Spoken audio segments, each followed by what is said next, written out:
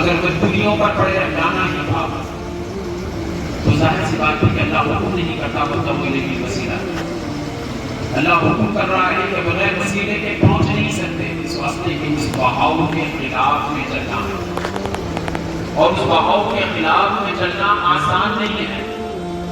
کوئی آدمی مجبوری کا نام لے کر اسے رک نہیں سکتا، چلنا پڑے گا، اس واسطے کی زندگی محدود ہے۔ آج ہیں ہم، کل نہیں۔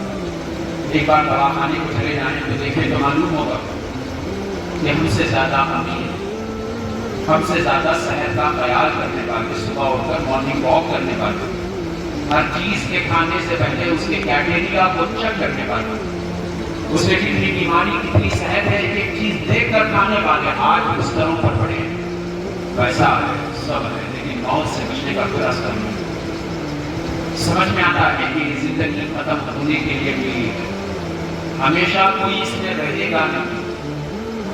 اللہ کی طرف بڑھنا ہے موت سے پہلے پہلے، اس کے لیے کوشش کرنی پڑے گی۔ ایسا نہیں کہ سب اللہ کرے گا ہم بیٹھے رہ جائیں گے، نہیں، ایسا نہیں ہوگا۔ اللہ بھوکے کو کھانا نہیں دیتا بغیر کوشش کے، وہ چاہے تو دے سکتا ہے لیکن اس نے قانون بنایا ہے کہ وہ نہیں دے گا، اب بھوکے کو کوشش کرنا پڑے گا، ورنہ وہ محتاج نہیں ہے، بھوکے کو بغیر محنت کے بھی دیتا ہے، لیکن اس نے قانون بنایا ہے کہ عزت کے ساتھ اگر تجھے لینا ہے تو تجھے کوشش کرنا ہے، محنت کرنی ہے۔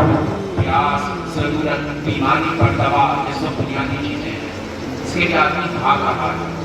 اللہ کے بارے میں بندہ کہتا ہے کہ اللہ جو چاہے گا وہ ہوگا، تو سمجھ میں آتا ہے کہ اہمیت دین کی ختم ہو رہی ہے۔ دینی بچوں کی اہمیت ہے، زمین کی اہمیت ہے، اپنے کپڑوں کی اہمیت ہے۔ شرم کی بات ہے، امام غزالی کہتے ہیں کہ بالوں کی اہمیت ہے انسان، وہ بال سنبھال کر رکھتا ہے، لیکن اللہ رسول کی اہمیت نہیں ہے۔ ایسے میں کتنا بڑا فضل ہے کہ ہم جیسے غافلوں کو اللہ خانقاہ میں لے آئے، یہ بتا رہا ہے کہ اللہ ہم سے محبت کرتا ہے، ورنہ وہ جنہیں اللہ لایا نہیں ہے اور ہمیں لا لیا ہے، دونوں میں فرق کیا ہو؟ جنہیں نہیں لایا شاید اللہ لانا نہیں کرتا، اور جنہیں لا لیا اللہ لانا چاہتا ہے، اور جنہیں لا لیا ان کے لیے یہ دلیل حجت ہے کہ اللہ ان سے محبت کرتا ہے۔ کم از کم ہمیں اس کی محبت کا لحاظ کرنا چاہیے اور کوشش کرنی چاہیے کہ اللہ عز و جل کی رضا کے لیے مجاہدین فی سبیلہ کے راستے پر نکلنا پڑے، اس کے لیے محنت و مشقت کرنا پڑے گا، محنت و مشقت کرنا پڑے گا۔ کتنی شرم کی بات ہے، ابھی وہاں سلطانی صاحب سے معلوم ہوا، پوری مولائی کے نبی سے معلوم ہوا کہ اذان کی آواز نہیں آتی اور صبح سے پورے قوم کے گانے سنے آ رہے ہیں اور اذان کی آواز بسر ہے۔ جو ذمہ دار ہے اگر وہ ذمہ داری ادا نہیں کرتا تو ہماری جو ذمہ داری ہے جا کر اسے پوچھتے، ہم جتنا کر سکتے تھے اتنا تو کرنا چاہیے تھا، کم از کم جاتے ہیں ان سے بات کرتے ہیں، ان سے کہتے کیسے بات کرتے۔ آپ مسجد کے فلاں عہدے پر ہے اور اذان نہیں آ رہی، اگر وہ کہتے ہیں کہ کوئی کمپلینٹ ہے، گورنمنٹ کی طرف سے کوئی آرڈر ہے، تو پھر پوچھنا پڑے گا کہ ان کے گانوں کو بجنے کی اجازت اور اللہ اکبر کو روکنا اور اس پر آپ کی خاموشی کا کوئی حصی نہیں، اہمیت ہی نہیں۔ میرے جیسا چھوٹا آدمی، دو قومی کا آدمی، اسے بھی فکر، اور جو بڑے بڑے درجوں پر ہے انہیں بھی فکر۔ تو مطلب یہ ہے کہ اللہ رسول صرف تماشا بن کر رہ گئے، اللہ رسول صرف وقت گزارنے کا ذریعہ بن کر رہ گئے۔ یہ خانقاہ ہے عرب میں جو تبلیغ کر رہا ہے، دلوں سے غیر کے خوف کو نکالنے کی کوشش کر رہا ہے، یہ خانقاہ والے بھی اگر کام نہ کریں گے تو پھر کون کام کرے گا؟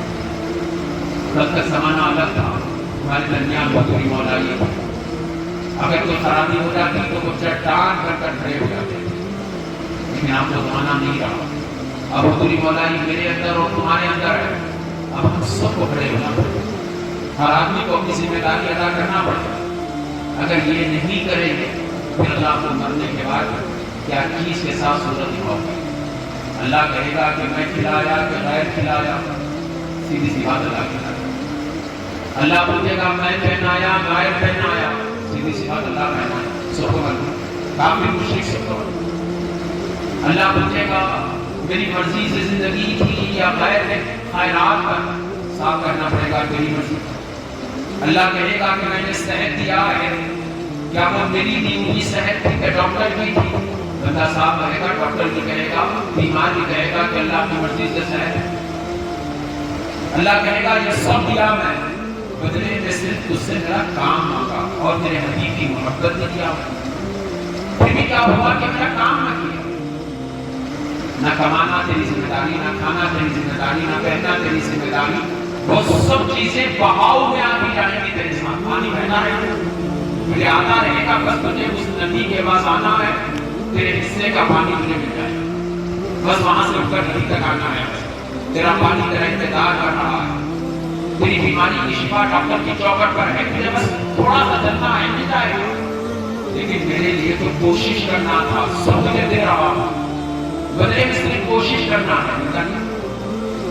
ایک آدمی نوکری کر رہا ہے، 10 15 20 25 70 60 ہزار روپے کی تنخواہ ہوا، لیکن غلامی کر رہا ہے. اللہ بیٹھے بٹھائے اولاد دیا، اللہ بیٹھے بٹھائے ماں باپ دیا، اللہ بیٹھے بٹھائے صحت دیا، اللہ بیٹھے بٹھائے آنکھ ناک کان دیا، اور وہ کام کر رہے ہیں. اگر وہ کام نہ کرے گا تو بہت نوکری دے گا. اللہ بیٹھے بٹھائے دل دیا، جو بھڑک رہا ہے، جو دماغ دیا، سوچ رہا ہے، سب اللہ دیا. اور بتا ہے کہ اللہ کے لیے نہیں کرنا چاہیے. پھر وہ سمجھتا ہے کہ میں بہت مصروف ہوں. کیا مرنے کے لیے مصروف ہے؟ کیا مرنے کے لیے مصروف ہے؟